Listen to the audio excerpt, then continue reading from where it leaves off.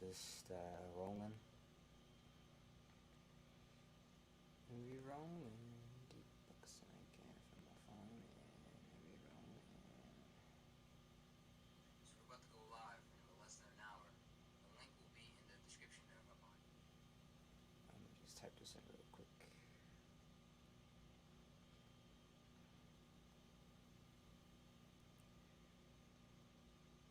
YouTube /live.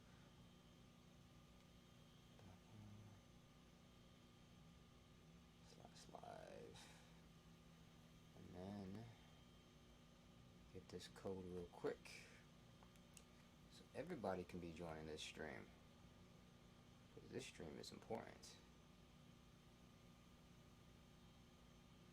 5K BW LQ B0.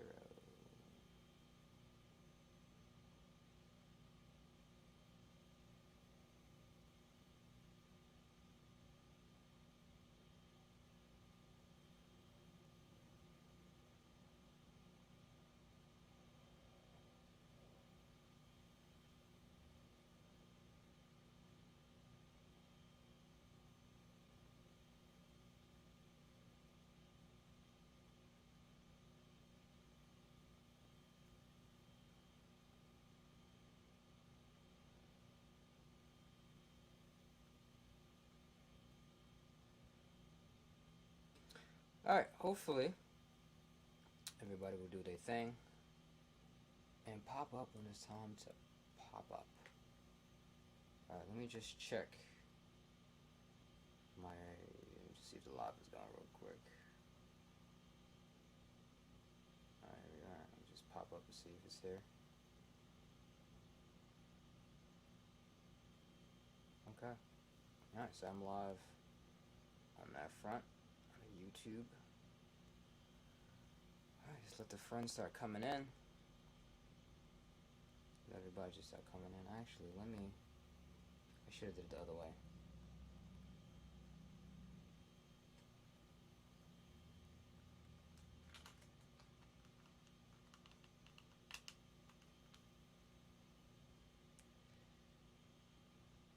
See if we can get we'll flip this to the side. So I'm looking at the screen and I'm looking at the YouTube at the same time. Alright. Okay, so welcome everybody. Welcome to our live stream, the 100 subscriber celebration. This is actually for you guys. So I want to say thank you for finally getting me to 100 subscribers. I know it's been a minute for me getting it. I started the channel back in 2021 to start posting my videos just on the Revenue Studios side. Revenue Studios was kind of established on, I would say, officially in May of 2021, but I started making projects, I would say, all the way back to 2015, and I kind of got the idea 2016 to start making studios and things of that nature. So it's really have been a long way. The first project that I would say officially, with it being an LLC, was probably Godsend that we did in June of 2021. It was a 72-hour competition that we had to do, and it was crazy and it was wild. I actually brought the cinema camera back then as well, but I didn't really know, I would say, much in terms of understanding color depth and shooting with a cinema camera that I'm shooting with right now, the Sony FS7, and my DSLR, the Sony A99 Mark II. And so with different lenses comes different coatings and things of that nature, and so that project was definitely an experiment of seeing if I could dibble-dabble and shoot with two different cameras and two different lenses, and it didn't really work out. So it's kind of wild and crazy how it kind of looks, but nevertheless it was a very interesting project. And also the sound wasn't as great shooting at the side of my house with cars driving by. Cars were being nosy because they didn't really don't see film production, on their block or in their area, so they're driving by real slow, and they're like, "What's going on here?" And it's like, "Keep it moving. We got, you holding up traffic, and you're beeping your horn. You know." So that was very fun. It was a very interesting project. I would love to do it again. But yeah, man, I stayed up for 48 hours. It was crazy. We had to do the project um, on a Friday, and we had to submit it on Monday. So the first day it rained, and so we had to cut the project short. And then Saturday we shot, and we finished on Saturday. And I stayed up from Saturday like 6 o'clock until Monday, 3 o'clock in the morning. So I saw a full 24-hour sunrise and sunset. It was wild and crazy. But when you're determined to get stuff done, you'll do anything. So I think that would be the message of this stream, is that you don't give up. You keep it going, and you pretty much do not allow things to kind of hinder you in a way. So I'm hoping that people will join this stream, because I definitely want to open this up and just answer any questions anyone has. It can be anything in terms of, hey, how did you get started? Oh, what does Rev Studio mean? What projects are you working on now? Are you releasing this project that I've been a part of? So anything that you can pretty much think of, I want to answer some questions within the reasonable means. So if it's something crazy like, hey, you're gay, I'm not gonna smash it. That's silliness.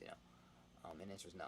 But people you just will just try to troll you and just be stupid or whatever it is. So I just don't want to feed into the negativity or just your trolls. But nevertheless, I'm here to answer authentic, real, and serious questions. Nothing that is gonna waste my damn time or be silly or stupid. So in the meantime, what I do want to do is I do want to pull up also at some point I'm going to be showing a couple of little clips of things that I've worked on from the web series, as well as coming out sometime in August. It's supposed to be streaming August 12th. So hopefully you guys are willing and you want to see the project, and you come out, you buy tickets, and you get a chance to see the first 7 episodes that we have of the web series. The first 2 episodes actually is out.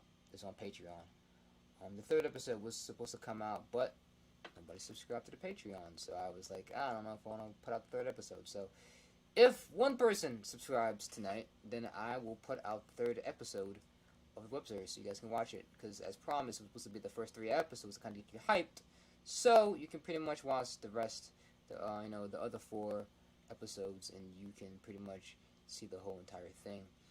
But I will be showing one episode that I kind of tried to, I would say, submit to a film festival. So it was kind of edited as episode 1, as like a teaser.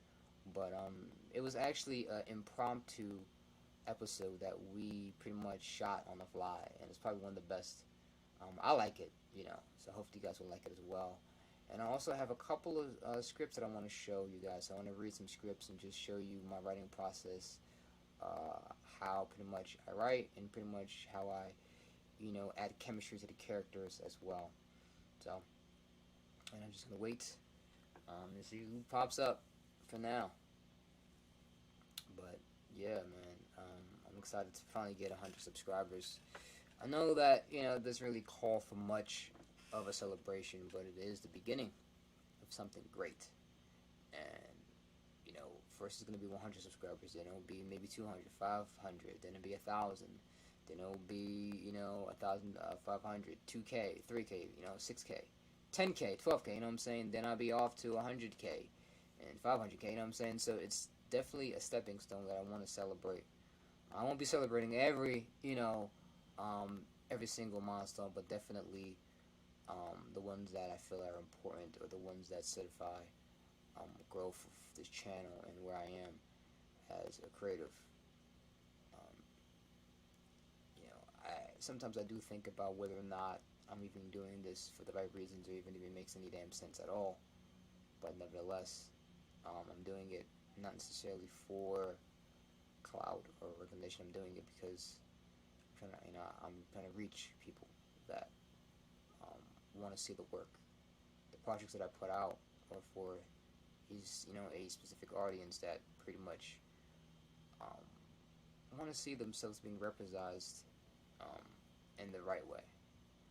I think Hollywood, for the most part, has, you know, grazed a couple of demographics of people, people with mental illness, people with disabilities, people that are, regular people. When you look at me as a black person, what do you see? What images, mind, thoughts, run wild, free. So, meaning that you see the person, dark skin, dreads, you think maybe he smokes weed, or maybe he's into heavy hip hop music and all this stuff. But I'm not. I'm into jazz, and I'm into rock. I'm into classical music. So I'm into different things. So I want to highlight people that are different than what you think is the epitome or the norm, as being this monolith black experience. Yeah, sometimes I'll do like hip hop and R&B, and I enjoy that, but that's not what it is. People think, or they assume, or they judge you based on your looks, and it's not really what it is. And I want to show characters that can transcend history, characters that are different enough that people can say, hey, I want to inspire to be that. I think J. Cole said it best, who are one day, heroes or role models. People think of people just because you play basketball. That's what it is. Or you're a rapper. Everyone's aspiring to be a rapper. Everyone's aspiring to be a ball player, whether it's football or basketball. But no one's really aspiring to be into the arts, and it's hard to get into the arts as well. It's not something that you just, for the most part, can just get into. I don't want to say that it's gatekeeping. That's a buzzword. People think in the industry, but you really have to try. You really have to put everything aside and just do it. You can't allow people to get you down. I I should have quit a long time ago, really, to be honest with you, because it hasn't really paid off yet. But again, I'm not doing it for the money. I'm doing it for the experience, but also for the love of the art of telling stories. That's the only reason why I make movies, is to tell stories. I have ideas. I want to get them out.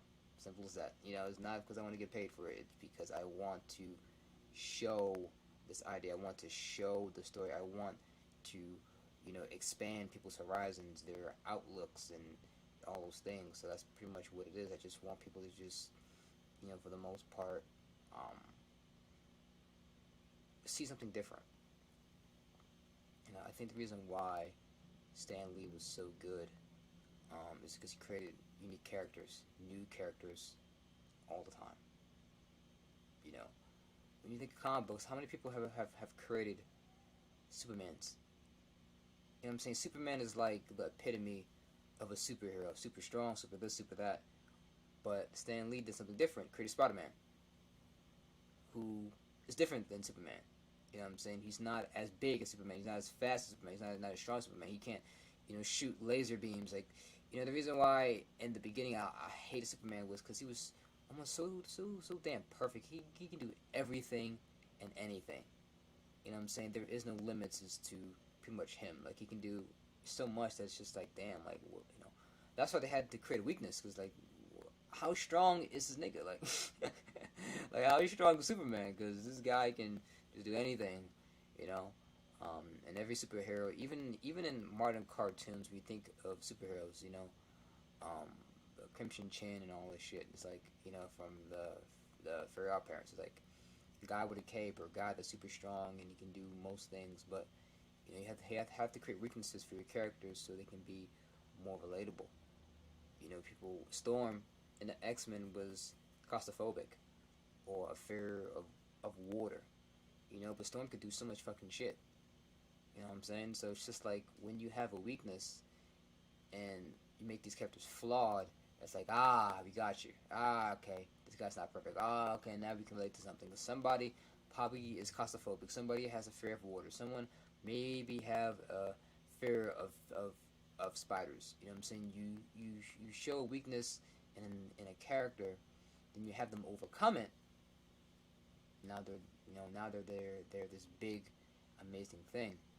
But back to Superman, it's just like, man, this guy can do so much, you know, and kryptonite is weakness, and so I have to create so many different types of kryptonites, you know. Batman is another one where it's just like now in pop culture, it's like Batman is Batman. He can do almost fucking everything. It's like you're a regular guy, you know.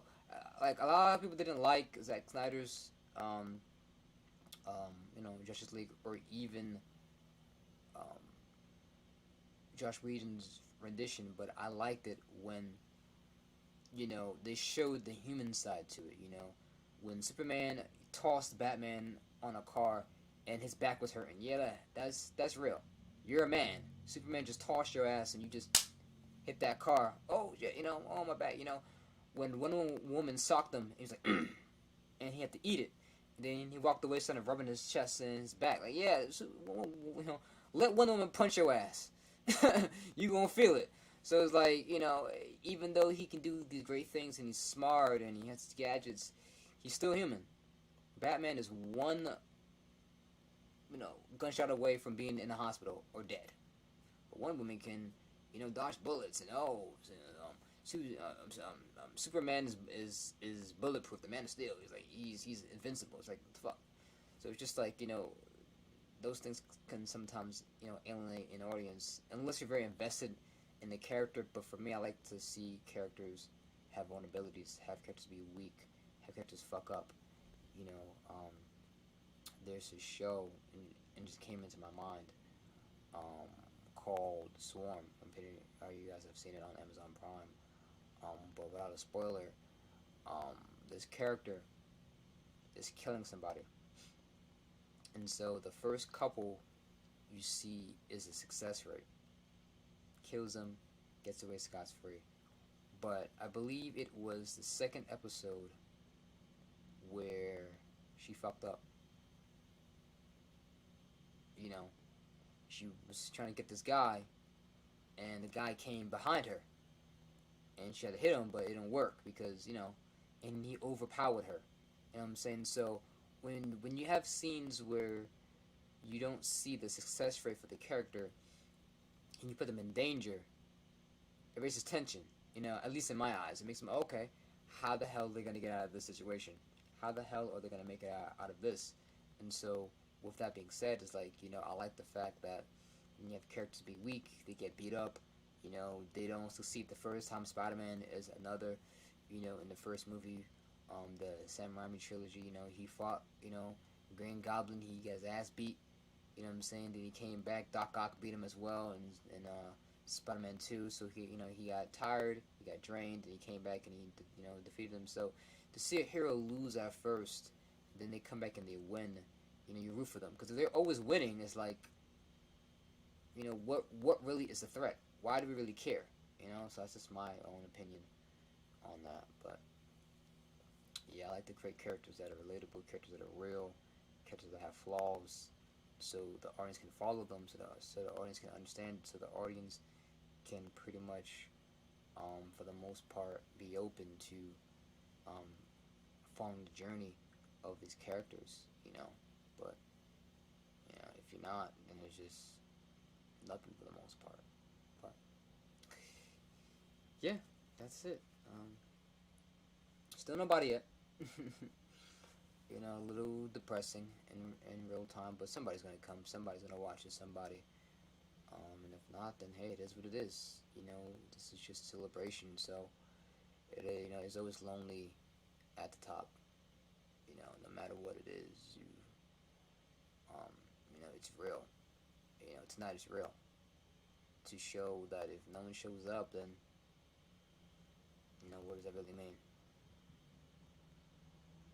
People want to rejoice when you are at the top, but when you're trying to make it, when you're in the trenches, when you're trying to make these things, you know, no one's really there. No one's really there to help you. And so, you know, I'm not saying this to be downer or to be, you know, pessimistic, but you know, it's just showing it. You know, every artist knows that every artist has to grind. Every artist has to struggle for the support and for the real fans and all that stuff. But you know, you're looking for your day ones.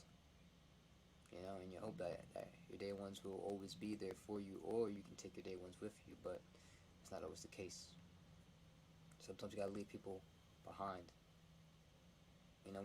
When I started this journey as a filmmaker and a creative, I had a lot of friends, people that I wanted to bring in with it, but I had to quickly learn that sometimes you can't do business with friends or family because not everyone is kind of trained, not everyone's kind of ready to kind of step into that limelight. So I always say that when I wanted to do music back in like 2015, 2016, that's when people started to kind of disappear from my life. Because now it's not about having fun. Now it's about trying to get out a project. Now it's time to collaborate. Now it's time to put all the kid shit away and get focused on what we kind of have to do. And so a lot of people are not ready. A lot of people are not mature. A lot of people are not serious about it. How you're serious about it. They don't see the vision that you see it. So sometimes you just gotta let them go. Sometimes you gotta move on up, and you don't even have to even remove people from your life. At times, life will just do it for you. There's times where you will just be naturally just doing what you're doing. You're grinding, and then people fall back. People don't communicate. People don't, respond back. And you just gotta keep moving on. You gotta find new people that will pretty much support your journey, and that's really what it is. So a lot of people that I were friends with, and kind of fucked around with, don't talk anymore, don't see each other anymore. Life happens.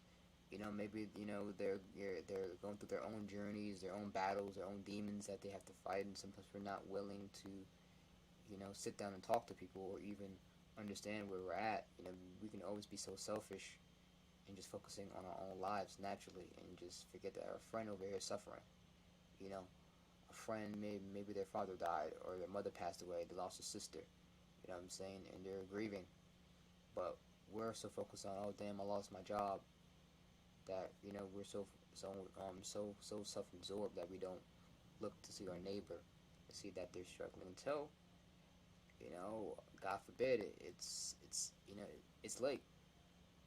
Maybe they hurt themselves or commit suicide. Oh shit! Oh, I wish I would have known. You knew. You were just in your own life. And I'm guilty, of it too. So I'm not saying it to kind of like ridicule or cast stones or anything like that. But it's just a realization of knowing that life is very, very, very, very tough and difficult, and if we're not really open to seeing other people, understanding other people, being there for other people, it can be very difficult. As human beings, we're social creatures. You ever notice that even with you being an introvert, you need someone to talk to. As at some point, you know, as an introvert, you need to talk to somebody. I think what it is just that people think that introverts are antisocial. No, it's not that they're antisocial. They just don't want to be so close to people and up in people's face. Extroverts live for the attention. They live for that. You can invite an introvert, but if you leave them alone, you let them do what they do. You know, they're most likely the planners. You know what I'm saying? So you have an introvert plan a party. They'll plan a party, but they'll be in the back. So they can still get their social meter, but they don't just want to be all up in your face and drinking and smoking and partying. It's like that. That's not what it is. So, I use that example is that people that have anxiety or depression, check up on your friends. They may be isolated. They might be, all alone. But just say, hey, thought of you. Like it doesn't have to be long. I think people think that when you check in with one another, you gotta have like 2-hour conversations. No, just hey, what's up? How you doing? Checking in, seeing how you doing. Let me know if you need anything. Simple. That's just that's a nice little quick little thing. Doesn't take much from your day. Just say, hey, how you doing? What's up? What's going on? Talk to me. And if they're ready to reach out, then they reach out. If not, then you did your part. And it's not that I don't want to say you do it once, but like check in. If they really matter to you and they really care, I would just say just check in. Like, hey, how you doing? You know, if it's Monday, hey, how you doing? Let's see what happens. You know, if you want to talk to me, call me, blah blah blah. And then maybe Friday again, invite them out. Hey, you know, you want to go to a movie? Hey, you know, you want to go get some drinks? I haven't seen you in a long time. Blah blah blah, and just keep doing that. You know, once in the blue moon, let people know that they matter. Let people know that you're still thinking of them. Because like I said, life can happen. They could be stressed, and they can just need somebody to talk to, somebody to just get them out of the funk that they're in the pit. You know, a helping hand to just pull them out, a helping hand to just help them to, you know, be happy again, to be back in life. You know, so just a thought, just a thought for you guys to just consider and just think about. So, you know, that is all I have to say for right now. So it has been about 27 minutes, 20 minutes, give or take. So I'm just going to go into the stuff that I want to talk about elsewhere. Alright.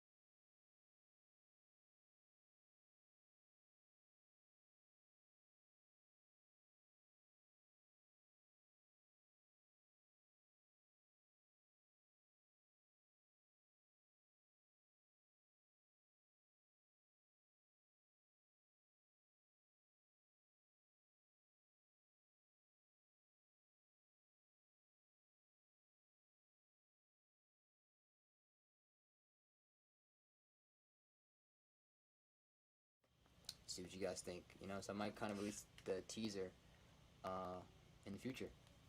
You guys can get a chance to see that. This is a story about a friend who committed suicide, and so Emily, her character, it's actually her name, Emily. So Emily, she is going to the night vigil, and she's like, you know, remember her friend who died, and so the ghost of her friend pops up and kind of like was like, yeah, you supposed to die with me, blah blah blah. So it's a very interesting story. It's, you know, I think it's a very big beginner storyline for you know, for her to kind of get her acting chops in, because she's about to head to college. So I wanted to do something. So she's kind of very far ahead than most people, because most people don't act in productions, filming productions prior to college before they even get into class projects or whatever. So helped her out, set her up, you know. So you're welcome, by the way. But she's also a New Jersey Devils fan, so I had to put that in there, because I worked at a arena right now where the where the Devils madly lost. You know, I wanted them to go to the Stanley Cup, but you know, it is what it is. There's always next year, right? I don't know if I'm working there next year. All right. So I want to show you guys. I want to show you guys coming together.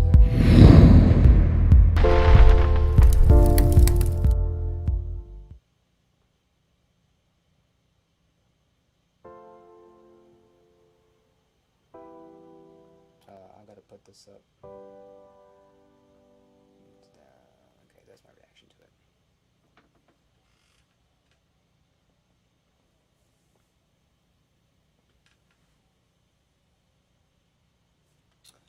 Wait, I gotta transition myself. Cut myself in. Boop. There we go.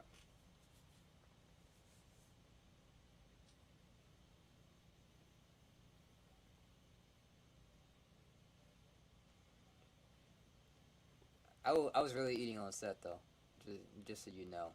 I was eating a donut. Woo! Okay, Duncan. Pumpkin spice, man. Pumpkin spice and everything nice. From Dunkin' Good. Donuts. Hopefully they will support me, sponsor me in the future. Yeah, boy. Good actress. This is Trinity. I met her like a couple days prior, and so she came out to do this impromptu episode for us. As you can see, you know, her face got fucked up by somebody, so we're doing a domestic abuse storyline. You know, really don't get a chance to really see that in terms of media or how you handle it. So I think it's very good how we did it.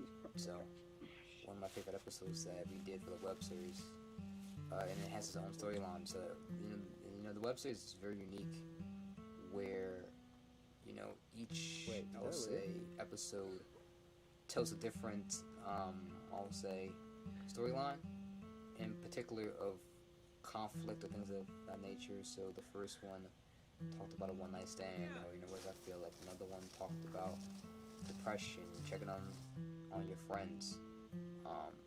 Episode 3 is about pretty much how do I describe it without spoiling it? Yeah, you're alright. I haven't seen you at work. Of anger and rage. I didn't see your face. I think that's the best way to describe that. And so this Doesn't one, look like it's fine. Episode 5. So Is everything okay? Basic abuse.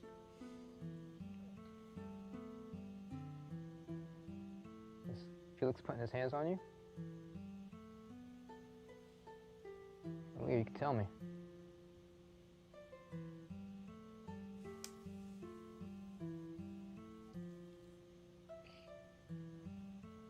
Yes. Why?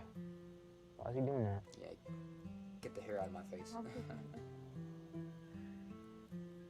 Complicated how? And I also think it's my best performance stressed too. out, you know. Like I don't know what it is, but I have a habit of like blinking, like a lot, all the time, or like in the middle, like. Stress shouldn't Like do that to you. sometimes, like I feel like I'm like an anime That's character, like inhumane. I'm talking, like smiling and Have blinking. you thought about maybe Hell's telling wrong somebody? with me? No, But, I can't do that. had to keep a serious face the whole time. Why want to work? The flash blinking. It's not possible, even if I wanted to. He controls everything. He has my phone. He checks my online history. Can't do anything without him knowing. That was very freaking abusive. I mean, have you considered getting the cops involved? No. I'm not contacting the authorities. Listen to Leah. Put the cup down, nigga. The last thing I would want is for you to end up in the hospital because this guy can't keep his damn hands to himself. Now, I'm not going to force you. I don't want you to do anything that you're not ready to do, but maybe you need to go to somebody's house, family member, a friend or something, because I don't want you to get hurt anymore. Yeah, and we did this in October. Listen, I don't even offer my own couch if that's going to help to So make it's sure very that you're interesting, not nice in in the danger fall. anymore. So we have a nice, We got to do something. like a nice fall, I'll say storyline going on here. I'm Right gonna play away. one more after this. You guys can What you got? who's Leah? that? Okay. What's up with you? I'm good. Fuck happened to your face? Nothing. I You just grab got her face, into she's like, Give me something. that shit. Felix put his hands on you again? Yes. Shout out to Corey Archer, man. I'm handling. No, no, I'ma please, handle please, it. please, no, Leah, please, I'll no. handle it. No, please, no. Oh shit, he got the blicky. About to happen. Yo! He got the blicky. Yo, let me talk to you real quick. What, nigga? What, nigga? What are you gonna do? What are you gonna do? The opposite of what you're gonna do, because that's kind of violent. Shooting him is the best answer right now. So nothing. I'm trying to look out for you, man. You killed that kid. That's on you. Alright. Look out for yourself, nigga. I mean, can you at least like try to talk to him or I something? gotta fix that. I used to whip Before this get stabilize ugly, at least try I that. was trying to stabilize because we were shooting on the bridge. I doing that I was talking kinda shit no shaking the more. camera a little bit, so we should have probably just said yes. I have to fix that because it's just doing that. So next time I'll come together. Fuck! Nah, nigga, don't act surprised. Revenge. Saw this coming. Fuck, man. You like putting your hands on a Leo, right? Oh, no, nigga. I think that shit tough. Come on, nigga. I think you're a man because of that, right? Okay, easy. Nah, nigga. Take this ass whooping like a G. Nah, I'm done. that's what's weird about this. Bro, you only put your hands on female, bitch. Fuck out of here, nigga. You know, I would say hurt or abused. So I think that's why it's important to kind of show this because, you know, there has to be consequences for your actions. You know what I'm saying? A lot of people probably know individuals who, you know, beat up on, you know, their spouses, right? Domestic abuse or even touch kids, but they don't do shit about it. So I want this show a scene that somebody actually was bad about it. You know what I'm saying? He was like, listen, like, all the talking shit is over with. You know what I'm saying? Like, you gotta get your ass whooped. Because there is a line in the dialogue where he's just like, you know, he's like, you know, Aziz, I'm sorry. And he's like, nah, sorry was when, you know, you uppercutted Sienna and she, you know, hit her head and split her head open. Sorry was when you hit so-and-so and you know, you broke her nose. You know what I'm saying? So it's like, you keep saying you're sorry, but you're not actually sorry. You know what I'm saying? So now we gotta, you know, make an example of you because me and my brother talk to you and say, yo, like, cut this shit out. And, you know, and you keep doing fuck shit. So that was pretty much the gist of it. So that's the next episode. That's episode 6. In there. So yeah, man, it's great. You know, hopefully you guys like that little teaser. You know, to kind of see what's happening more. And the name of the episode is called Enough.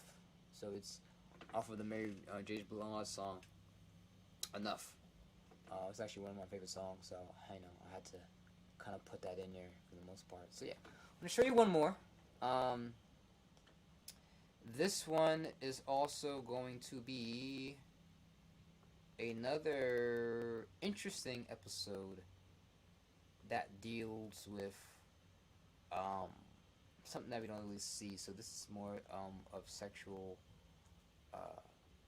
I won't even say sexual assault, but it's more of like, you know, feeling uncomfortable.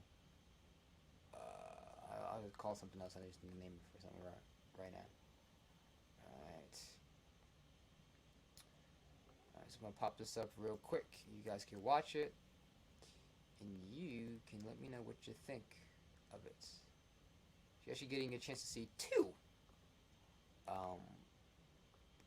come together episodes or snippets of an episode real quick, so you guys can be invested and see if there's something that you want to, you know, be a part of and watch.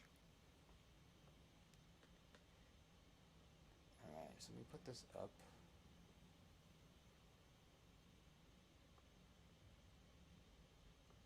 Warning.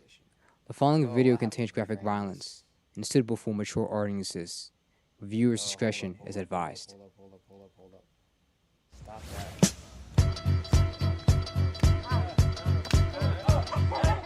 I have to fix this real quick.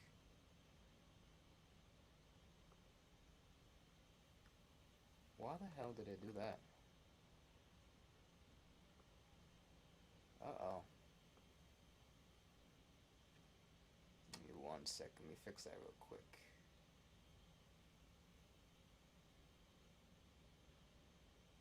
Why the hell did it? Warning. Oh. Okay, I'm going to just...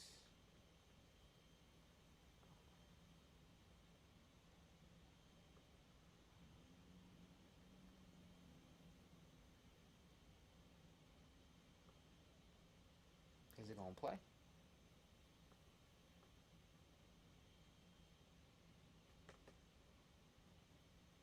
Okay, yeah, I gotta reframe this.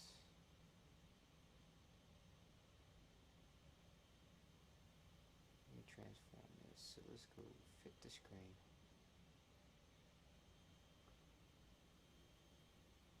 Okay, there we go. Okay, there we go. I don't know why it did that. Warning. The following video contains graphic violence and is suitable for mature audiences. Viewers' discretion is advised.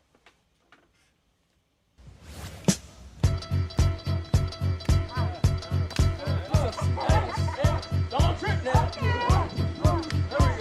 Hey, hey, ha, ha, ha.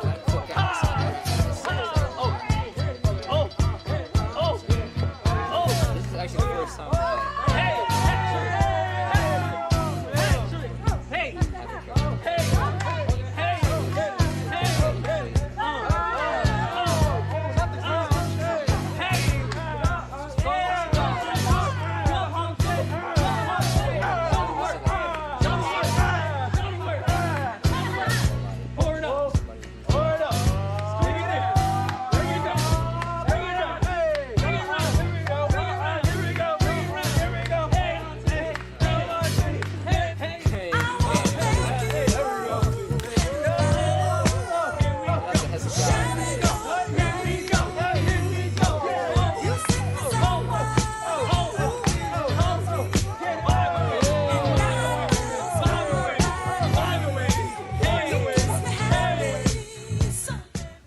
Okay, Moses. I didn't know you could dance like that. What else you don't know about me? I'm finding that out. You want a drink? Yeah, can you give me a ginger ale? you know, I got flirty. Like, watching him. Girl, watch it, girl. It's gonna come back to bite you. Shout Hey, out to I Kiana see you back to your old playing the self. mother. Yeah. Moses, are you all right? Yeah, I'm fine. Oh, no. Hey. Come here. Come back here. Come here. You know what? Talk to me. I was really worried about you earlier. Did something happen with you and Aunt Susan? Mom, don't worry about it. It's all good. It's not all good, and I'm beyond worried about it. Look, I know you're having a good day, so I'm not going to push you on it. But we're going to talk about this later, all right? Okay. Okay. Wait. Where you go from here? Welcome to the 3 people in the chat. I just Did saw you you get- guys. Mom, chill. What? You don't want to look all crusty for your little girlfriend, do you? She's not my girlfriend. Mm-hmm. Not yet. I see the way you two keep looking at each other like that. It's not like that. Mm. Okay. What are you talking about? I see the way you two keep looking at each other and dancing together. Come on. Okay, relax. It's not like relax. Okay. I like seeing you happy. Thank you. Okay. All right. Well, wait. Before you go, can you go do me a favor and get some more ice out the freezer? Wait, but Mom. We're running low. Come on. Thank Oh. you. Gosh.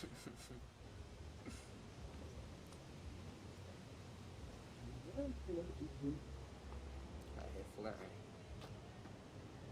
She's like, hold my drink.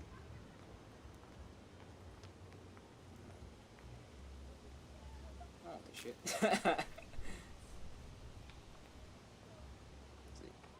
You see, and that's how you do comedy. Like, you don't even have to even tell a joke. You just make things humorous, you know? About to get the... Now, obviously, that's not the reason, but again, to make the... What the hell is wrong with you, Moses? You act like you ain't happy to see me. Stop. I'm never happy to see you. Really? I think you just need a drink. You need to chill out, Moses. Ooh, your muscles getting bigger now, Moses. Come on. We're both grown-ass adults. I see nothing wrong with this. Look, I know I'm your aunt, but only by marriage. We're not technically related, Moses. Come on now. Stop touching me. Stop? Stop acting like a fucking punk, Moses. Now she just slapped him in the face. I thought you were mature now. Like, So it's social. are you seriously commentary, crying right now? Pretty much. I didn't know you were that weak. You're wasting my fucking time. What I got in this house? What people kind of expect men to be. Let me pause it real quick. So you kind of expect. Oh, that's me. So you kind of expect men to, you know, always want sexual advances. Always want to, pretty much be, you know, open to people coming on to them. But what if it's the wrong attention?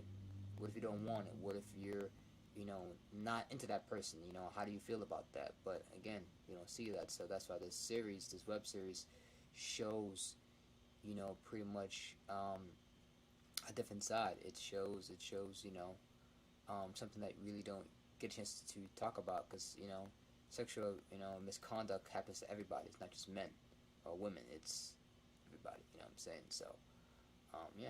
So let me just scroll back. Hi. You're Moses' boss, right? I'm Claire. I'm his adoptive mom. Nice to meet you. Nice to meet you too. It's been so good. I've heard so much about you. Yeah? Yeah. It's good. And you guys have been working so hard lately. Tons of late night shifts. I mean, It's gonna be Yeah, we have a lot of next. deadlines and things to do. You have So Mike glad talking Moses is to his here guy's because mom. he can, you know, help us And do he- it. But you know, he's not late trying to nights, bag her, we but end at he's 5. like, you know, really? Yeah. Oh, you he's got just this guy been talking to his coming mom. home late. Maybe he's hanging out with some friends. I mean, I wouldn't be too worried. Moses is a good kid. Actually, kind of minds a little bit about myself. Oh, that's nice. Yeah, see a lot of similarities. You know? Oh, really? Yeah, when I was younger, I was like awkward. You can take that. Kind of awkward still, but you know, Yeah. it worked out though. No, he Yeah. is a good kid. I'm hungry. What y'all got in this fucking house? You want a sandwich, punk ass? I'm hungry. Fuck. Ooh, I know you like peanut butter. Oh, what you got that mask on for? You into role playing or some shit? I'm You down think for that that. this is a game? Wait, Moses. Wait, Moses! Ah. Try to keep shit open. What the hell, Moses?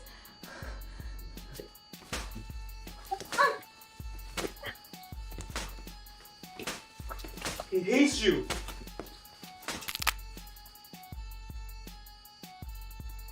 Fucking bitch. Hates you.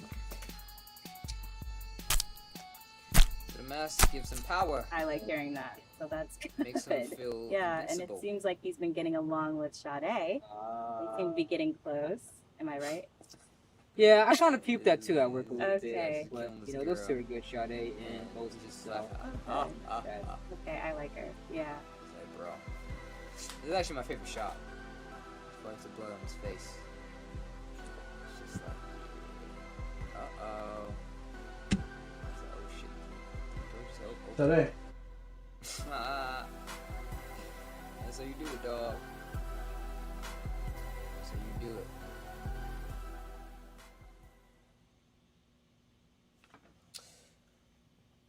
Right.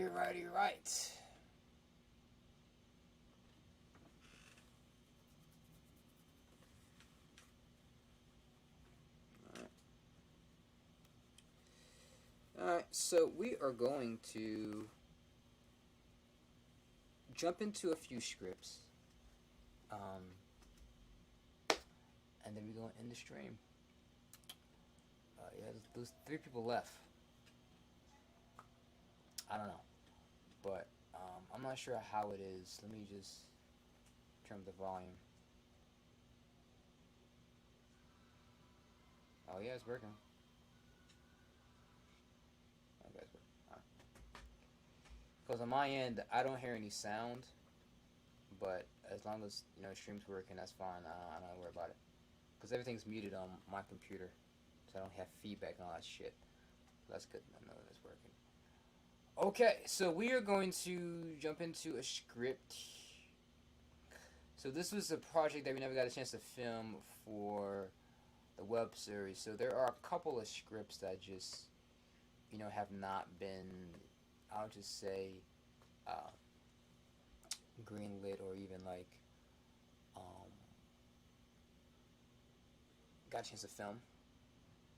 So this one's called The Old 9 to 5. So it's showing 2 characters, or 3 characters really, but 2 characters. So one in an office space, and another who's like kind of tired with their job. So, you know, I'm gonna read everything for the most part, so you guys can be caught up and know what it is. All right. So interior office afternoon. Bethany Ragathason. I don't know why I even try to read that. Sorry if I butchered that name, but hopefully somebody in the comments can give me the correct pronunciation of that. It's a South Asian woman sitting at her desk working. She seems to be deep in thought. Across from her is Alice Morrison, a young Caucasian woman. Alice is slowly spinning in her chair. Bethany looks up at Alice and shakes her head. What are you doing? Having fun? Obviously. Alice continues to spin for a while, then stops as she becomes dizzy. Whoa. Alice holds the side of her head. Bethany shakes her head in disapproval. Alice goes back to working, then stops as she reads the email. Bethany, check this out. There's an opening position for manager. Bethany glances at it. Who cares? What do you mean, who cares? Who cares? I'll never get the position. You never know unless you try. Alice continues to search through her email. She looks up at Bethany for a moment. Bethany looks up from her computer and says to Alice, "What? You should really apply. I don't want to be disappointed." So, are you happy here, where you're working at? He stops. Can you really say that you're happy doing what you're doing, customer service? We've been here for 5 years. And still haven't moved up. Yeah, but if they really cared about our performance, our skills, or qualifications, we would have moved up by now. So why not now? Why not try now? Get up and do for it. Go for it. That's really what I'm supposed to say. Ever, Bethany sighs. Sometimes if you really want something in your life, you have to go for it. You can't wait. You can't wait for people to recognize your talent. You have to seize these opportunities. Preach, girl, preach. Bethany places her hand on the side of her head. You should really apply if it doesn't work out. At least you can say that you tried. You did everything you could. Facts. Alright, fine, I'll try. I'll apply, but only if you apply with me. Me? No, the floor. I was listening to the floor. Yes, you silly. I want you to apply with me. Oh, I'm not manager material. I would never get it. You never know, unless you try. Touche. Alright, I'll do it. I won't know unless I try, right? Right. What's worse that could happen besides embarrassment and shame? Alice and Bethany share a laugh. Alice leans in and whispers to Bethany, "Maybe you can end up like her." Bethany turns around and sees Billie Jean. Billie Jean! Late 40s woman working in a customer service, sitting at a desk with a headset on. She looks semi-tired and unenthused about the work she's doing. That's rough. Very rough. Billie Jean sighs as a call is assigned to her. Good morning, and how are you? This is Billie Jean. May I have your first and last name, please? Sarah May Harris? Hi, Sarah. How may I help you today? Hi, I recognize your package. I received the package a few days ago in the mail, and it hasn't been wrapped in plastic. Don't give us a fuck. I may have your Aeronor planes order number.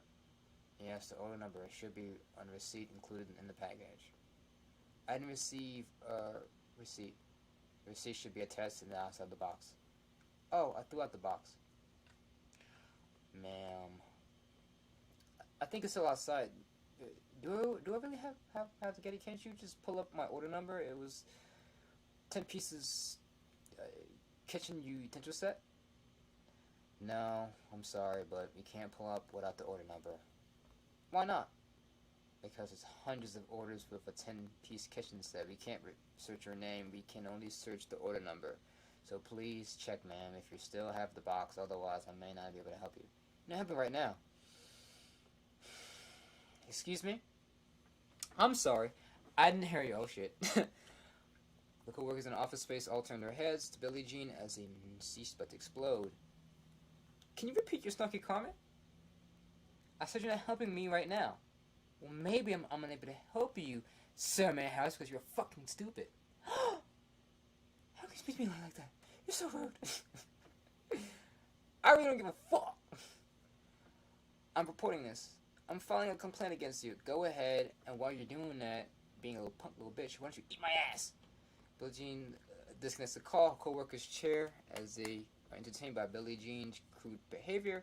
Billie Jean looks up and sees her manager staring at her. He shakes his head and tells Billie Jean to come hither. Uh-oh, you in trouble, bitch. You in trouble. Interior manager office midday. Billie Jean and her manager sit across from one another. It's quiet. Billie Jean looks at him and smiles. I know I'm sexy, but you can quit staring. You make me blush. Billie Jean, Billie Jean, Billie Jean. Yes, darling, that's my name. Don't wear it out. I like you. Aw, thank you. I like you too, sir. You're a little too young for me, but hey, stranger things are happening these days. Haha, cute. Very cute, but I'm serious. You can't have you insulting the customers. It wasn't my intention. I meant well. I'm sure you did. Honestly, I was on the straight and narrow until the simpleton Sarah May Harris thought she was cute to be snarky, so I had to lay it out on her ass. You know, what kind of name is Sarah May Harris anyway? What kind of name is Billie Jean? Hey, regardless, Billie Jean, you know that the customer is always right. We can't have you. You know, you've been here for 15 years. You know the rules. You know the protocol. You know what you said was wrong. Yeah, I know the rules, but you know, I really don't give a fuck. I know. No, I was gonna say I don't give a rat's ass, but not giving a fuck too is good too. I'm getting old, you know. My memory just isn't good what it used to be. Billie Jean. Yes, sir. I'm gonna have to suspend you. Again? Yes, again. And one would think that you would learn from the first suspension. You know that you can't tell people to eat your ass. It's unsanitary. Billie Jean sits back in the chair. 2 weeks. What am I supposed to do for 2 weeks? I'll leave it up to you. Billie Jean gets up in the chair. Whatever. She leaves. Exterior outside midday. Billie Jean is outside smoking, staring off in the distance as she contemplates her rash decision. Suddenly a van zooms by loudly. It breaks her concentration. She watches it pass by. Hey, slow down, asshole. You're in a school zone. Billie Jean shakes her head in disapproval and keeps smoking. So this script was supposed to lead in. So the web series, full disclosure, kind of had like 3 different iterations, 3 different times that it kind of had to be rebirthed. So this was pretty much the first rendition of the web series where we were, for the most part, doing a human trafficking storyline. So the van that zoomed by was a van that kidnapped one of the main characters, Dasani.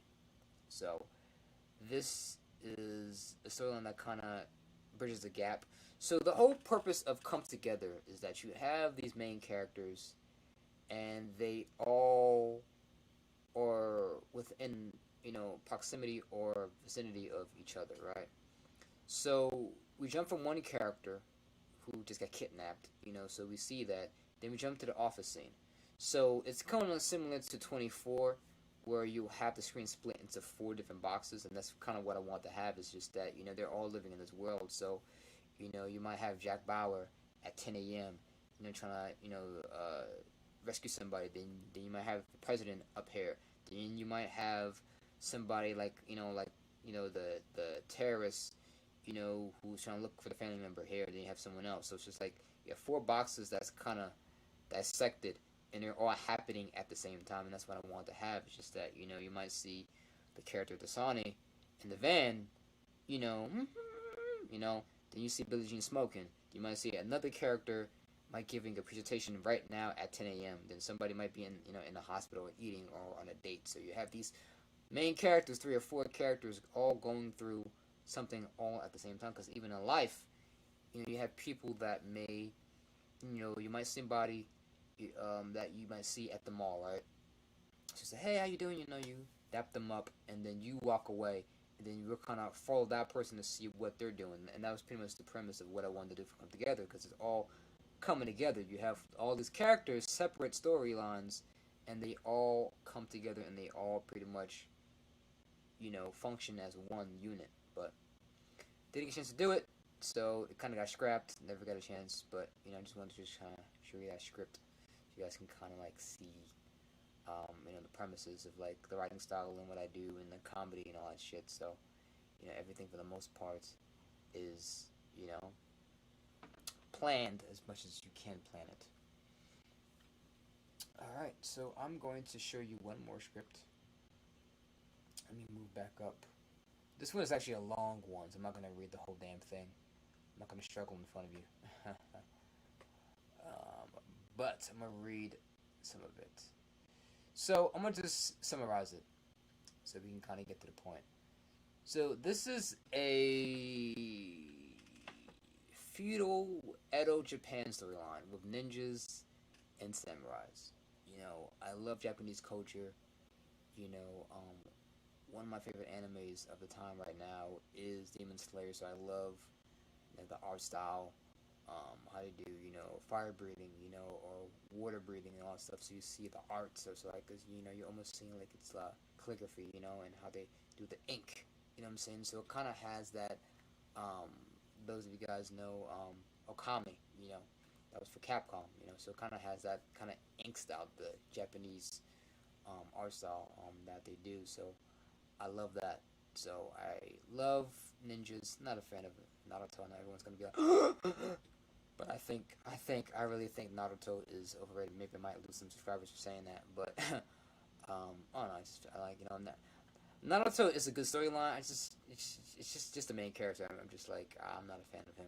Other people, I think Kakashi's cool, and some other people, Shikamaru. But Naruto, for me, I think it's just a little overrated.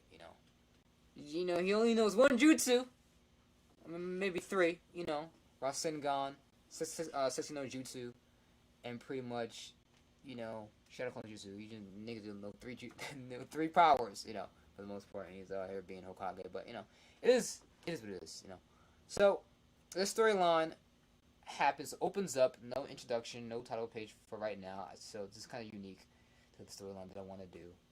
Let's make sure that everything is good. Oh, I'm just switch back to the script. My bag. I don't see shit. Okay. Alright, so I'm gonna just start reading now. Oh, wrong one. So the script is called Legend of the Rising Sun. So it's pretty much Japanese, Edo period, like I said, samurais and ninjas and all that stuff. And so what's happening is that we're right now in the woods, and we see people running away, right? So the kid falls. The mother's like, come on. About to get motherfucking caught. And then the head guard is like, hey, cut them off. So they end up cutting them off. And the man in the blue armor is the protagonist. The antagonist for the storyline for right now. It's like, Dan, why do you have to run? So he's pretty much like, ridiculing him and taunting him and, trying to, you have something in mind that I want. You got this map. Where it is. What's happening. Threatens to kill Dan's wife and child until you have something in the bushes. And it hits Ryujin in the arm. It's like, fuck. and the men are trying to, find this thing, and he can't find it, but the shinobi, ninjas. So, in the storyline, they're not called ninjas, they're not called shinobi, they're called kage, which means shadow. So this is pretty much, unique to just this storyline alone. So they're all called kage. So you see the kage, the ninja, shinobi, if you will, fucking up your Yunjin's crew. And it's almost, left for, I won't say dead but wounded, in a way. And so he's like, head to Azalea Town. But it starts the beginning of the storyline. So we have our main character, Iori. Alright, he's coming home from school. At this time, he is at a university. And he's coming home. And the kids are welcoming him. So you're seeing the main protagonist, Iori, who pretty much is, one of my favorite characters from Bleach is Byakuya. So I kind of have him kind of, modeled off of Byakuya, having the kimono and being a part of, an extended family that has rich history. One of the things that he wears on his head is what Byakuya wears as well. So I want to see that. So you see the kids saying, Ori-san, Ori-san. And he's like, Mibi-chan, and all of them, and Kyoto-kun, and all that stuff. So he's being very respectful to the kids. I keep pressing the wrong button, it keeps showing that. I'm going to skip down so he meets his family. So one of the unique things is that all of the characters have Ori in their name. So the mother is Kiyori. The main character, Itadori. The little sister is called Midori. And the older sister is called Shiori. And the father's called Sasori. So, kind of unique. Kind of cool. So I'm going to skip this a little bit further down until I get to a point that I like. So he's meeting his father, and a civilian comes in and is like, hey, somebody came into your inn and they're very bloody. It's like, alright, fine, we're going to travel down there. Boom.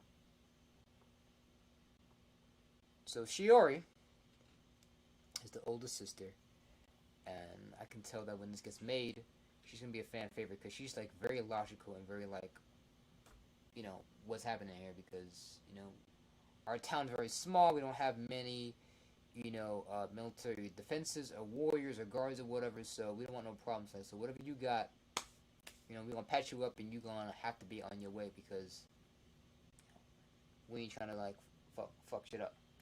But, the main character is going to be pretty much a protagonist and try to help them, so, you got to have flaws in your storyline, like I said. So they're patching him up. Little sister Midori's trying to, like, watch. That's funny, that's cute. So they're patching him up, and then at some point he wakes up, and you're gonna have a conversation. And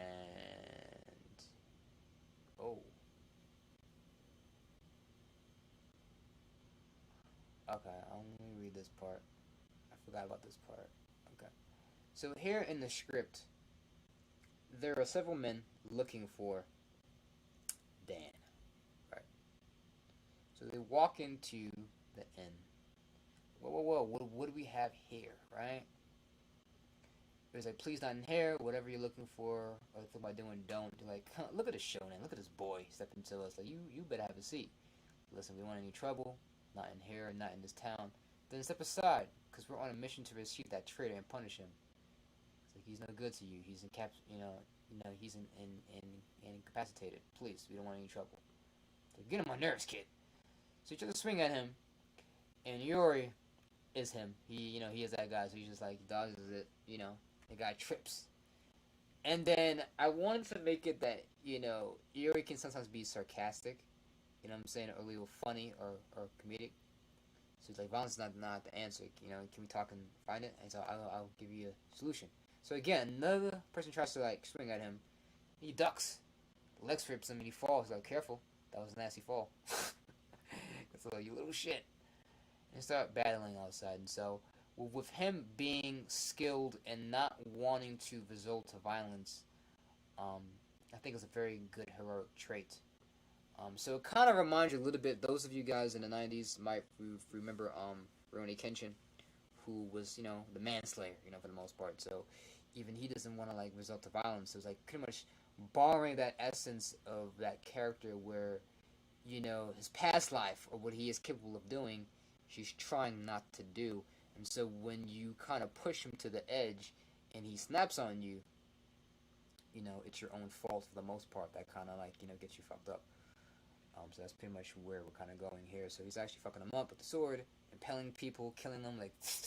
So one of my favorite animes is also Samurai Champloo, and I like the art style. That and also covered about those two animes. One of my favorite, as long as, like I said, Demon Slayer. So this definitely will have to be animated to some point. I think the best to show, I'll say, the love of Japanese culture. I think for it to be animated, you can really like have like those crazy scenes where you see the character and you have like a shadow effect and you just dash. You know what I'm saying? So you can have like this crazy blur effect. In a way, I think, as he's killing these people, which does a lot. Most of these animes, they have that effect, so I think it'd be good. But it is kind of written to be live action, but for the most part, I think it'd be great to just have it like that. So he spares one of the people in the way, and it might come back and bite them in the ass in the end. So Minato is one of his mentors. That that he likes her is a doctor that he respects. And so this storyline was actually supposed to be a companion piece for another storyline that a friend was doing called Wave Man, which pretty much is what a Ronin pretty much is one of the definitions is Wave Man. So what we're doing here is that he's learned the Eastern Dragon technique, which is nothing really special, but for the storyline, it's a very unique style that his master taught him, who is a woman, and they're twins. So in the storyline, you think that the master that the main character for Wave Man learning is actually the twin sister, who's kind of, I won't spoil it for you, but she's not good. I'll just leave it like that. So you think that, oh, the master turned evil, but no, it's the twin sister, if you will. And so in the end, it will kind of like all put itself together. But so the Eastern Dragon technique is pretty much something that's unique to Yuri that he knows. So Minato's like, yeah, you can kind of balance both of being a scholar and also protecting your your family and your town for the most part. So that's where we're kind of going for there. Let me skip this. All right, so this is I'm gonna read this because this is a very interesting conversation. So Dan has woken up, and Shiodori is in the room serving them tea. He looks over his shoulder, who Uriel enters. He's like, Dan, can we talk for a bit? What do you want to talk about? Who are you, Dan? What have you done for Ryochi's men to come after you? I've done nothing. I'm innocent. Let our creator be the judge of that. What's your story? Start from the beginning. What happened? My name is Dan Hyuji.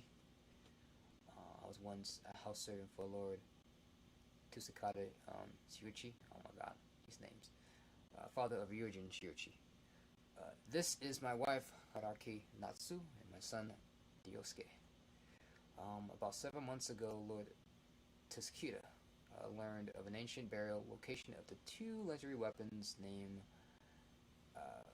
Akuma no Kiba, Devil's Fang, and the spear named I don't know how to read that, but Fate's End.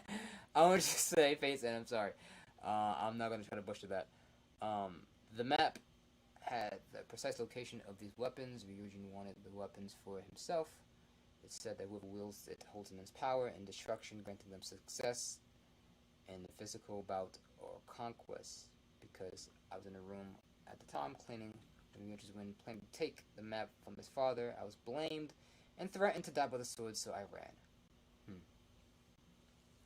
said that you didn't take it. Do you have an idea who did? Who else besides Ryujin would want these weapons? I don't know.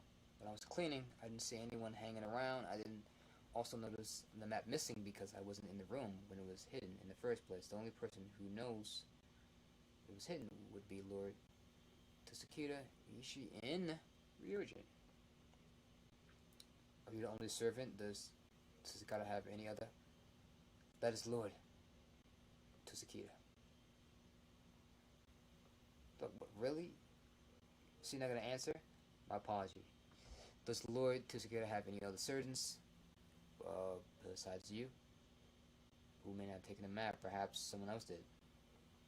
So what's funny here, I'm just gonna pause a little bit, is that, you know, like I said, Shiori is very blunt. So even though she's asking a question, and Dan kind of corrects us like, that's Lord, and she's like, okay, like, you're not gonna answer, like, you know what I'm saying? So, but it's out of respect that, you know, even though, you know, his family may want him dead, Dan's still like, you know, that's Lord, you know, Tsukita. So just, you know, respect, you know, the vassal titles, if you will. But anyway. So Dan thinks, he's like, now that I think about it, Lord, Yokiomi, I probably butchered that, I'm sorry. A fellow young house servant was acting strange a few weeks after discovering the map. Strange how? She was always quiet, but then she became very secretive, hidden, sneaky, appearing in odd places. Odd places? What do you mean by that? Outside in the middle of the night, sometimes unable to be found at night. It was almost like she was living in a double life. Shuri gets up. Bathroom. Curious to know, how did you escape Ryujin's men? Was the arrow in his arm from Ryujin? Yes, my family and I fled to the woods. We came across a river, and we crossed it. The wood was high, and it slowed us down. I got shot in the arm, and Ryujin held my family hostage as he interrogated for the location of the map. I thought it was all over, but Shinobi came and saved us. She stops. Shinobi. A ninja. Shinobi means ninja. I know that. You went to the bathroom that quickly? I'm gonna hold it. I wanna hear what he has to say. You said Shinobi came and saved you? You know that they're fake, right? They don't exist. I know what I saw. They moved like the wind. They fought from the shadows, and their eyes glowed. Ryujin was hit with a sharp projectile in the hand. Glowing eyes? Sounds far-fetched or heavy exaggerated. You don't believe me? Correct. Shinobi are miffed. But tell me, the sharp projectile. Care to describe what it looked like? It was dark. I didn't get a look at it. Aha! So you can't even be sure that it was a sharp projectile. How can you say that it was a Shinobi that came to your aid? Isn't helping your story. How do we know that you're not making it up as you go? What if you're not so innocent after all? Shiori, ease up. No, you're right. I'm not lying about being attacked by Ryujin. That much is real. I just know that it was a miracle that I was rescued. Whoever or whatever I was saved by my family, I intentionally am grateful. That's very cute. Okay, I really have to go. Hey Dan, I believe you. Why don't you rest up, spend the night. Even though this isn't a burden to bear, I can't let you go out on your own to fend for yourself. Look at him being a protagonist. And because you are, Ryujin men will have to likely be back. And if they come back, creating chaos and havoc in the town, I'm looking for you. I will have to get involved to protect my home, making this my fight now. Ryujin, how strong is he?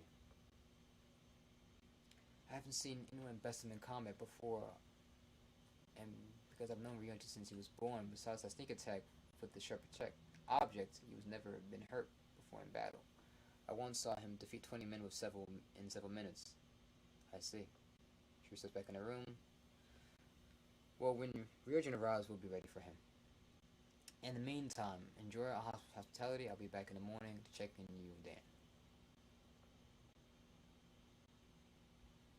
Thank you. Sasaki. Yuroi. Thank you, Ori. Sasaki. Yuri nods and exits the room. Shiori taps Yuri on the shoulder. Define the term. We. Who was we? Us. The town. We'll have to be ready for Ryujin if he decides to come to town. Why would he come here? You finished off those thugs, right? No, I didn't. I let them go. Baka. Killing is wrong, Shiori, and you know that, like, all life is precious. Very naive of you, Nissan, to think so. What happened? Why is everyone being so secretive?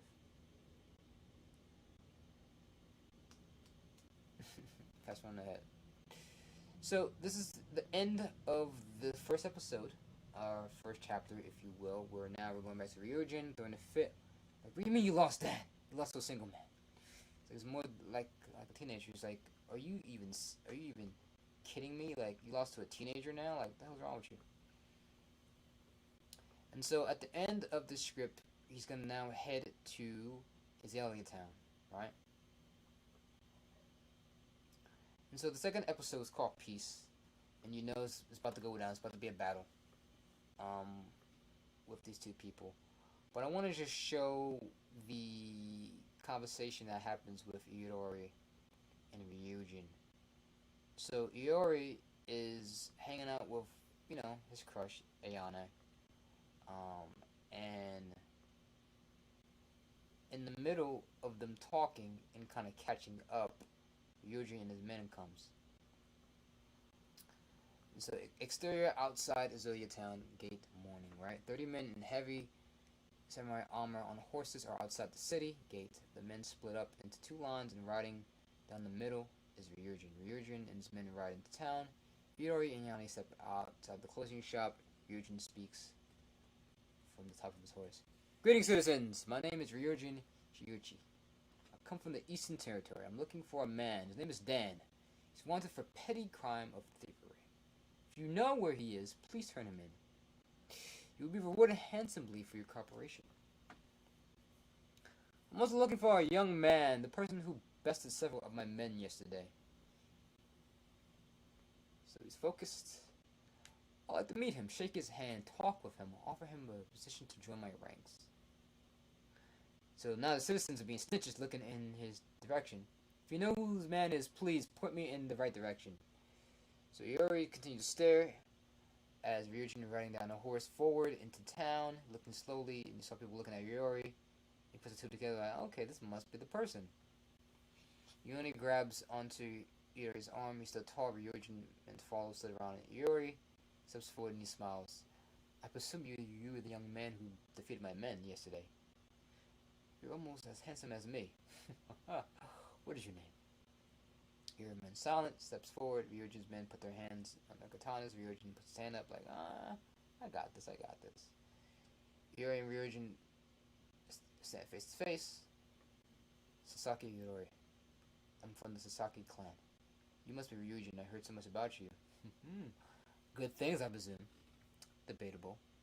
However, my stance is neutral. Iori Sasaki, you say. I like you, kid. You have a smart mouth. You have the look of a warrior in you. You seem strong. Ryujin gets off his horse. Iori and Ryujin stand face to face. We really much would like to talk with you. Is there a tea shop where you can discuss details?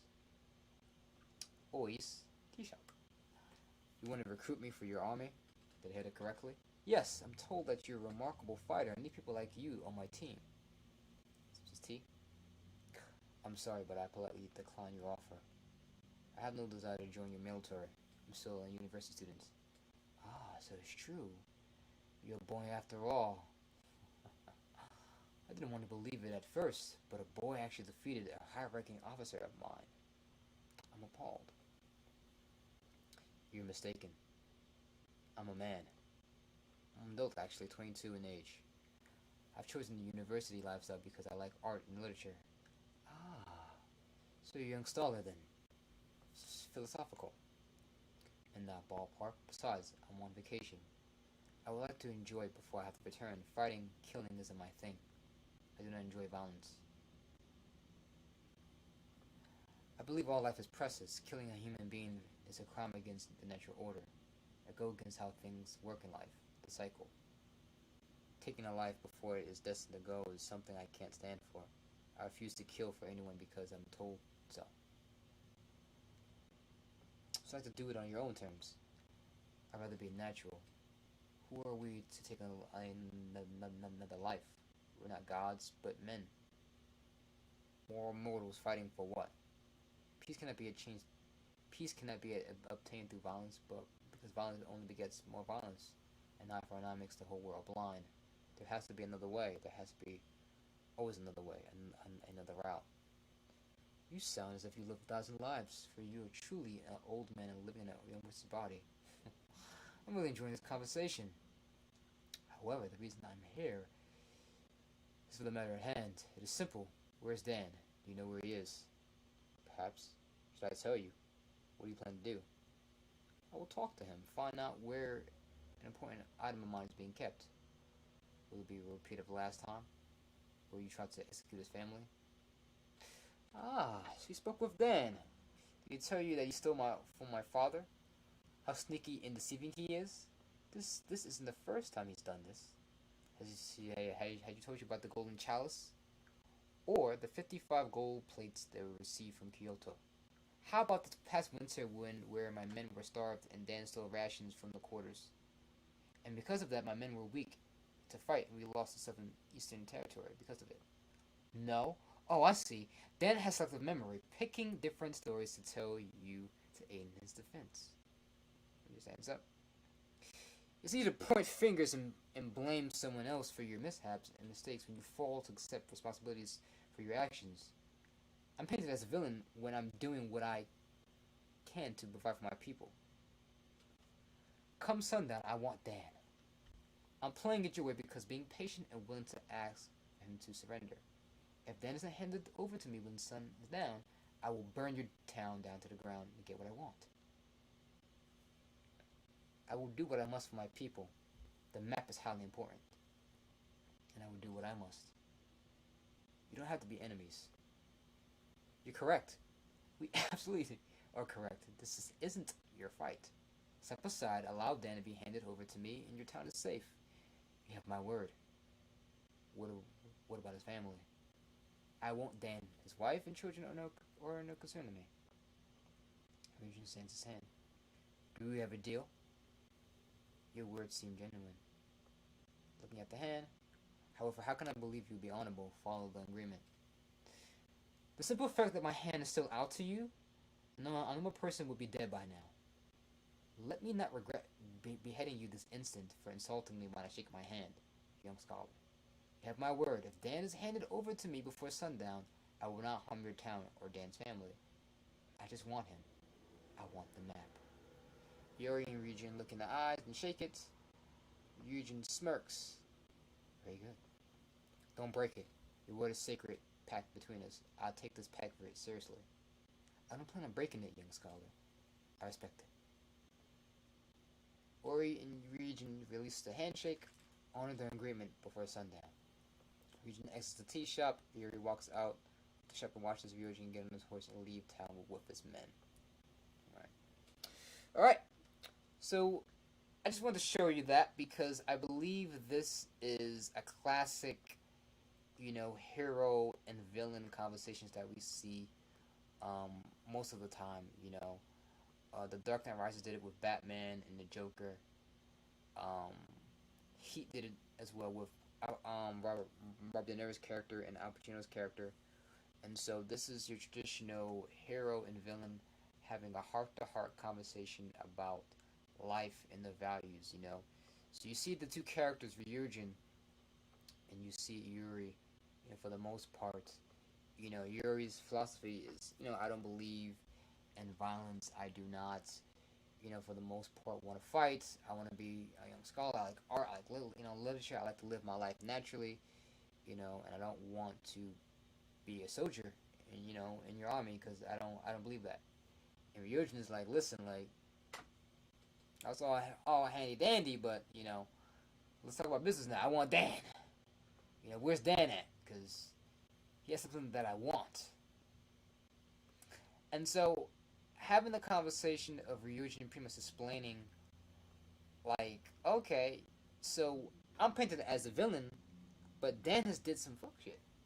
Dan has did some things where he's stolen and crippled me. So this is not really, I'm looking to, murder Dan just because of one little thing. No, this has been an ongoing thing where he has been, pretty much, a detriment to me. Now, he could be lying, but at least here in the storyline, we're seeing a different side. It's just like, I'm painted as the villain because of how it looks for right now. But my favorite part of it is more so that, you know, Ryujin and Yuri are, you know, talking about this pact. Like, listen, like, I will honor this pact if you give me what I want. And Yuri's like, this is sacred. Like, you know, your word is your bond. Like, how can I trust you? It's like the simple fact that my hand's still out, and you shake it, I would have killed you, because you're disrespecting me by not shaking my hand. You know what I'm saying? But because, you're philosophical, you're young, I kind of want to give you a shot and not kill you because I respect you. I almost view you as not an equal, but somebody that I can, pretty much respect. So that's pretty much that whole conversation, and I think it's very good. I think it's very well written for the story as to what I've showed and displayed to you, for the most part.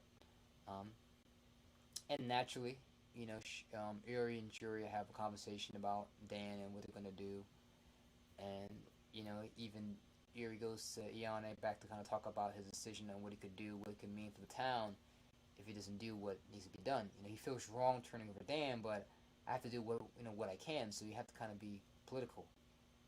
So fast forwarding, where Ryujin's back, and for the most part, Ryujin and his men invade the inn, and they are pretty much not armed. Now, words are very interesting, and words are very critical. So what you say. So he's like, listen, like, I told you I wasn't going to touch him, but doesn't mean that my men are not going to touch him. You know what I'm saying? So he tries to slap Yuri, but Yuri grabs his hand, and back kicks him and spins him. So now they're kind of getting in the battle, and the town for Azaria town for the most part is on its way.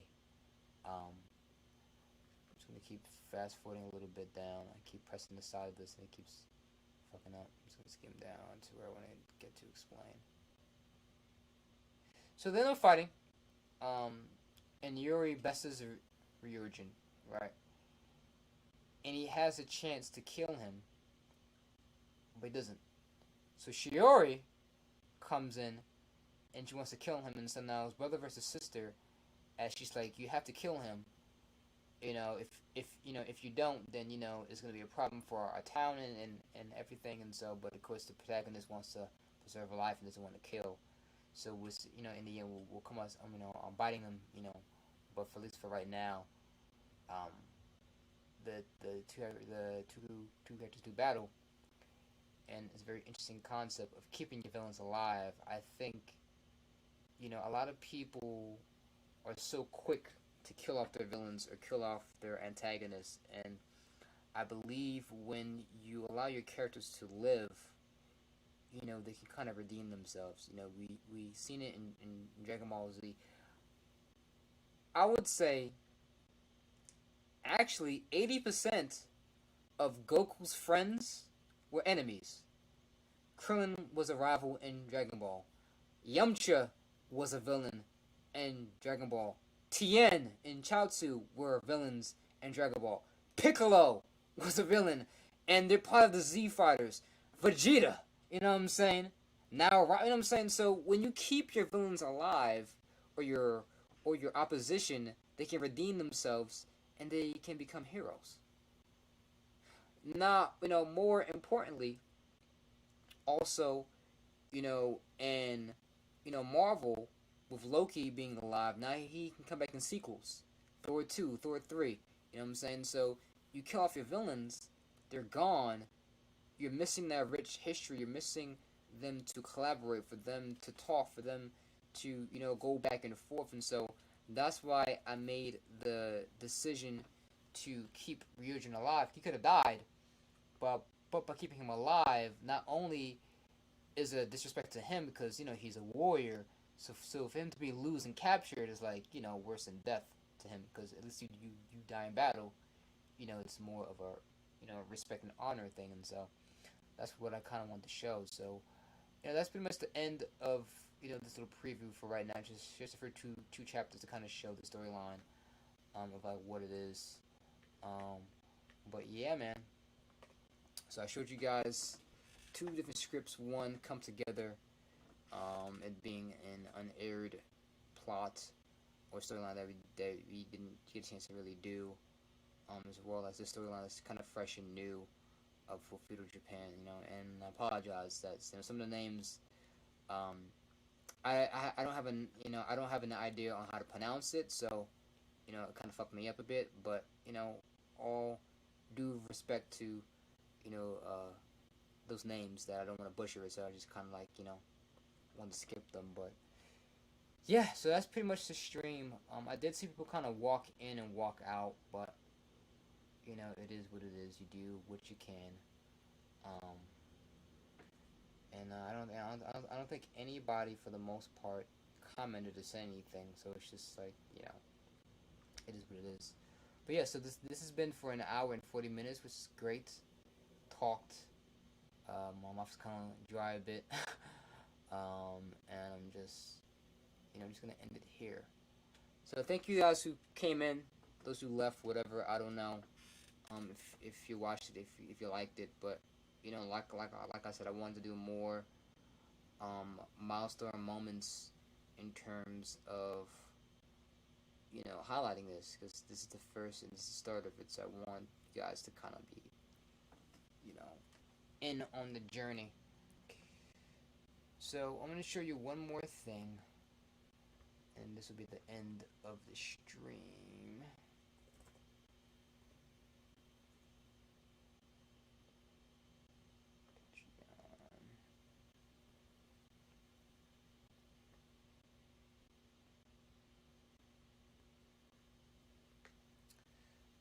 Yeah, alright, so I'm gonna pull this up.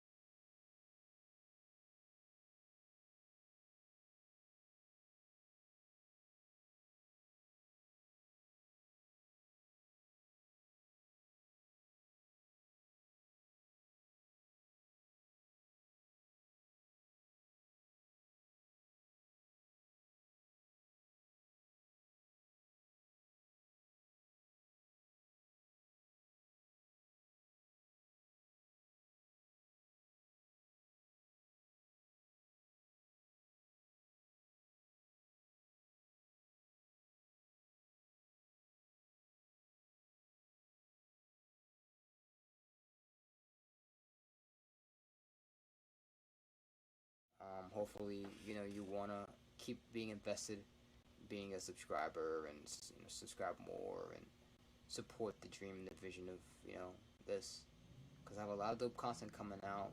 Soon we'll be having tutorial videos on how to do lighting, sound, camera work, angles, things of that nature. So if you want to get into, you know, becoming a DP or becoming a gaffer, or even grip work, you know, how to use the C-stand, what the C-stand is used for, and, you know, the proper staging techniques and all the stuff that I know.